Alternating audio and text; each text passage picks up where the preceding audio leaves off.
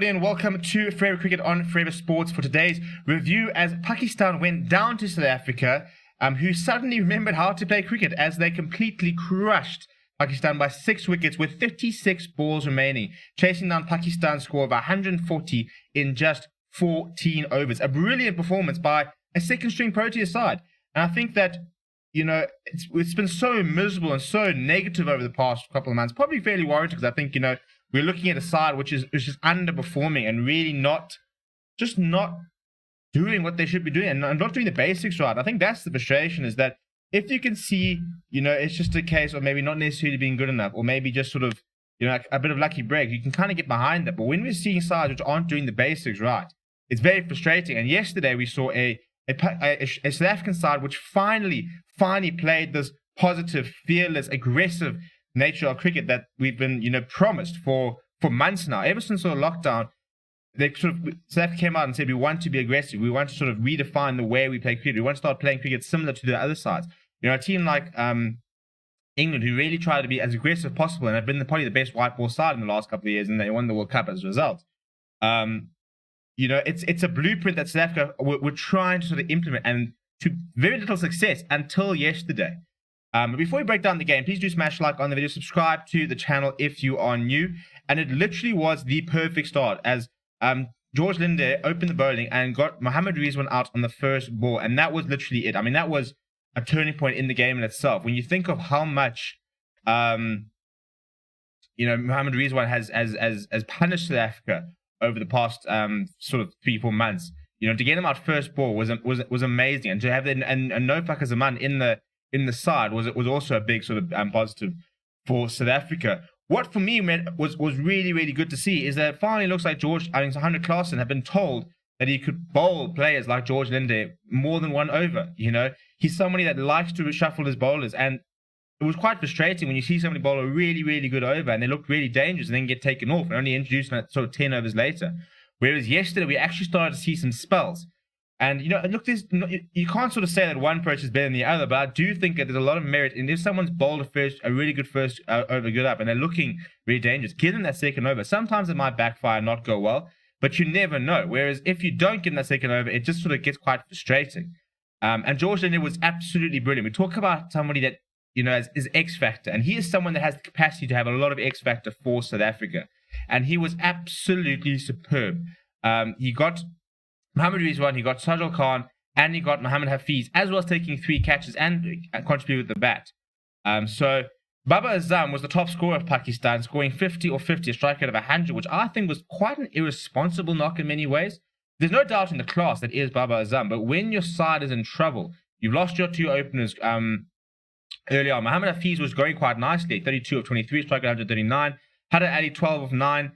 You know, Hassan Ali made 12 of 3, you know, the strike rate of 400, but Babar Azam never sort of showed that sort of intent. He never kind of risked and thought, you know what, I actually have to take ownership here.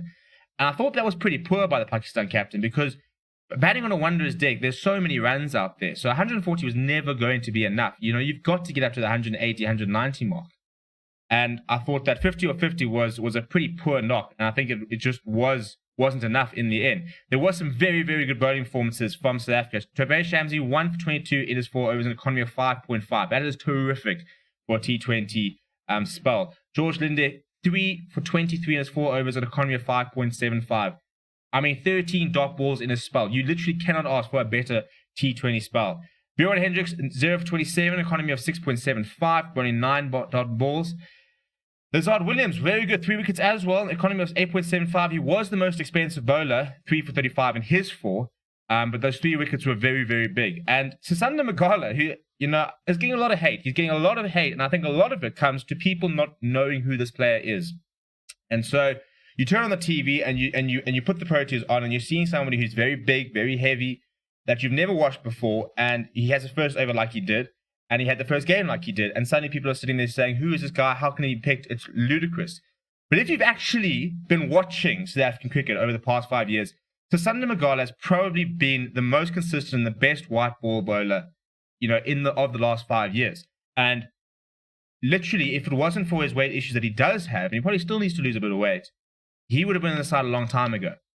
And he bowled probably one of the worst T20 overs ever in international cricket. It really, really, really was bad. He had 12 ball over. His first over went for 18, but then you talk about people being able to bounce back and people having, the mental toughness and the experience. He's 30 years old. He's not a youngster, but he's a brilliant, brilliant death bowler. He ended up bowling the second highest amount of dot balls, despite bowling 3 wides and 3 no balls. I mean, that's an incredible feat by him. Really. I mean, when you think his first over went for 18, he then came back and bowled 3 overs for 14 runs.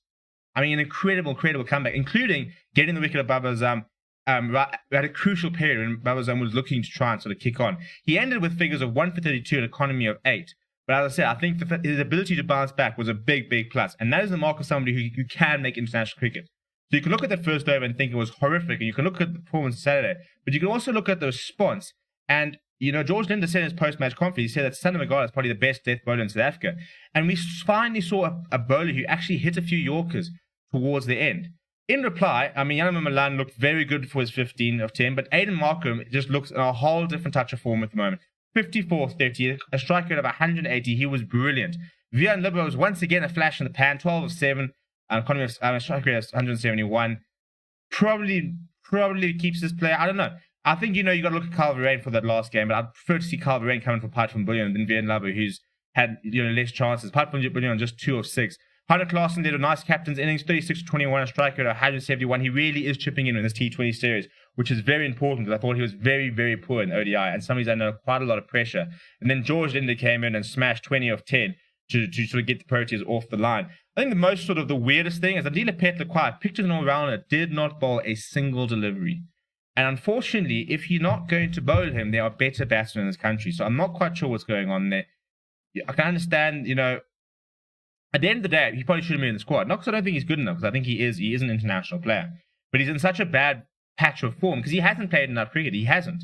He's had performances in the past which show you why they won't stick with him. He's still very young. He's got a lot of talent. He's got a lot of variations. He should be a very good white ball player. His ODI stats are fantastic. But he's really struggling at the moment because he hasn't played enough cricket. And as a result, I don't understand why you don't go with Vian Mulder, who's a betting batter option, and he can still offer something with the ball if you want him. So I think my only 2 changes for the final ODI would probably be Carl Verreynne in for Pat van Biljon and Vian Mulder in for Andile Petla. Apart from that, you can't really complain. I'll give Magala another chance. He came back nicely. I think we'll take a lot of confidence out of that. Lizard Williams, 3 wickets. You're not going to drop him. George Linde has been fantastic. And Tabraiz Shams is kind of showing why he's the number 1 T20 bowler. I would actually look at maybe giving Miguel Pretorius a run ahead of Bjorn Hendricks. And I think Bjorn Hendricks has probably been the best seamer. So it sounds like a very harsh call. But I like the idea of, in a series where we're trying to sort of try new things and introduce some players, give somebody like Miguel Pretorius a chance, but keep giving Lizard Williams and keep giving Sander Magala opportunities, They won't play cricket again for a long, long time. So now's the chance to try and see what they have. Whereas something like Bjorn Hendricks, he's played so much cricket, you know exactly what he brings to the table. You don't need to sort of see what it is. But a very good performance, and let's see if we can get over the line. It was a massive game. Mark Boucher's first T20 win. It could be the first series win we've had since Sri Lanka, the first white ball series win we've had since Australia last year in March. It's literally a year apart. So it's very vital that South Africa go and put a final performance in the final T20. Let me know what you thought of the game down below. Smash a like on the video. Do subscribe to the channel. My name is Steven, and I'll chat to you soon.